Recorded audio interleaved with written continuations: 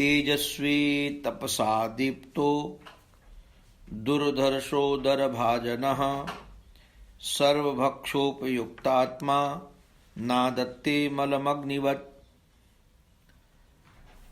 मैंने अग्नि से यह शिक्षा ली है कि जैसे वह तेजस्वी और ज्योतिर्मय होती है, जैसे उसे कोई अपने तेज से दबा नहीं सकता, जैसे उसके पास संग्रह परिग्रह के लिए कोई पात्र नहीं, सब कुछ अपने पेट में रख लेती है, और जैसे सब कुछ खा पी लेने पर भी विभिन्न वस्तुओं के दोषों से वह लिप्त नहीं होती है, वैसे ही साधक भी परम तेजस्वी, तपस्या से देदीप्यमान, इंद्रियों से पराभूत, भोजन मात्र संग्रही और यथा योग्य सभी विषयों का उपभोग करता हुआ भी अपने मन और इंद्रियों को बस में रखे, किसी का दोष अपने में न आने दे। मूल रूप तो इसका यह है कि साधक को एक तो तेजस्वी होना चाहिए। तेजस्वी का अभिप्राय मैंने देखा है, जो कमजोर व्यक्ति होता है ना, तेजहीन, उस पर लोग दया करते हैं, कई बार कमजोर समझकर उसको भोगने भी जाते हैं। किंतु जो तेजस्वी होता है उसके पास ना कोई दया करने जाता है, न उसका कोई भोग कर सकता है। तो तेजस्वी होने का अभिप्राय अपनी वाणी में तेजस्विता हो, अपने व्यवहार में तेजस्विता हो, कि समाज हमको कमजोर समझ करके दया न करना चाहे। और दूसरी बात इसमें एक और भी है, हमको ढीला ढाला समझ करके भोगने की इच्छा न करे। ये तेज आएगा कहाँ से? क्योंकि तेजस्वी कह दिया जाए कि तेजस्वी हो जाओ, तो ये तेज आएगा तप से। उदाहरणार्थ, प्रत्येक इंद्री का तप अलग अलग है। जैसे वाणी का तप है अल्प बोलना, मितभाषी होना, मधुभाषी होना। मितभाषी और मधुभाषी, ये वाणी का तप है।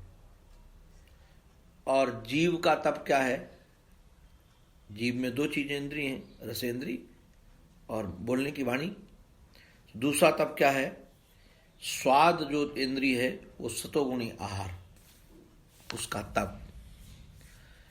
ऐसे ही कर्णेंद्री का तप क्या है? निंदा न सुनना, विषय न सुनना, ये तप है। तप का अभिप्राय होता है जहां जीव की सहज प्रवृत्ति हो उसको रोक देना, उसका नाम तप है। क्योंकि सहज प्रवृत्ति संसार की है, उधर न जाने देना। ऐसे आंख इंद्री की तपस्या क्या है? विजाति पदार्थ अशास्त्रीय दर्शन न करे, जो मर्यादा हो विजाति भोग न भोगे। जो देवी भागवत में रूप भी सतोगुणी, रजोगुणी, तमोगुणी, ऐसे ही देवी भागवत में श्रवण भी तीन गुणी, तीन सतोगुणी, रजोगुणी, तमोगुणी। तो सत्व का ही सेवन करें, सत्व में भी परम सत्व, उसका सेवन करें। ऐसे नासिका में भी, नासिका का तप क्या है? नासिका को तो बहुत बहुत प्रकार की गंध प्रिय है। जन्म जन्म के संस्कार हमारे हैं, इस संस्कार के भी गंध बहुत प्रिय हैं, और अन्य जन्मों के भी संस्कार के गंध बहुत प्रिय है। लोगों को लगता है कि अमुक ही गंध सबको प्रिय, ऐसा नहीं है, जन्म जन्म के संस्कार से प्रिय। तो जो शास्त्रीय गंध हो, तुलसी की गंध है, उसको लें। अब भांग में भी एक गंध होती है, नशा है, किंतु वो गंध न ले। ये रोकना जो है ना, ये विभाग है कि क्या सूंघना है और क्या नहीं सूंघना है। तो ये जो तप है, ऐसे त्वग इंद्री का तप, किसका स्पर्श करना है, किसका स्पर्श नहीं करना है, किसके स्पर्श का सुख लेना है, किसके स्पर्श का सुख नहीं लेना है। ये संयम ही तप है। तो साधक को तेजस्वी होना चाहिए, और तेजस्वी के साथ साथ ये तेजस्विता मिलती है तपस्या से। तो तप इस प्रकार के संयम से आए, और वह दुर्धर्ष हो। दुर्धर्ष का अभिप्राय यह है उस पर कोई विजय प्राप्त न कर सके, उसका कोई घर्षण न कर सके, आकर्षण न कर सके, खींच न सके अपनी ओर। फिर है उदर भाजन। उदर भाजन का अभिप्राय, भाजन माने होता है पात्र। तो जैसे हम लोगों के पास बहुत सारे पात्र हैं, अधिकतर लोग क्या करते हैं, उदर में तो रख ही लेते हैं, उसके बाद फ्रिज में रखते हैं, कल खाएंगे। तो अग्नि से सीखने लायक है कि दूसरे भाजन में भोजन मत रखो, भाजन में भोजन मत रखो, केवल अपने उदर में भोजन रखो। तो उदर में जितना भोजन होगा वो एक तो स्वस्थ रखेगा, और जो आ जाए ताजा खा लिया। तो अब ये अग्नि की विशेषता है कि वह दुर्धर्ष भी है और उदर भाजन भी है। उदर भाजन का सीधा साधा अर्थ है वह पेट को ही अपना पार्थ बना के रखा है।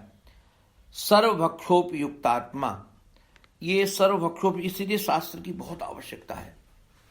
अब ये सर्वभक्षोप यदि कह दिया जाए कि सब कुछ खाता है, तो सोचेंगे सब कुछ खाया जा सकता है। लंपट लोग सोचेंगे सब कुछ स्पर्श किया जा सकता है। किंतु यहाँ जो बहुत सुंदर शब्द प्रयोग है, इसलिए टीकाकारों ने जो अर्थ किया ना कि सर्वभक्षण कैसे, यथा योग्य सभी विषयों का उपयोग। यथा योग्य माने हमारी जो योग्यता, हम वर्णाश्रम आश्रम व्यवस्था के आधार पर जहाँ हैं वो यथा योग्य है। हम जहाँ हैं ऐसा नहीं, जो नहीं चाहो वो नहीं।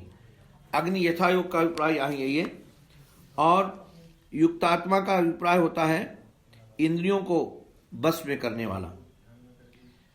नादत्ते मलम अग्निवत, जैसे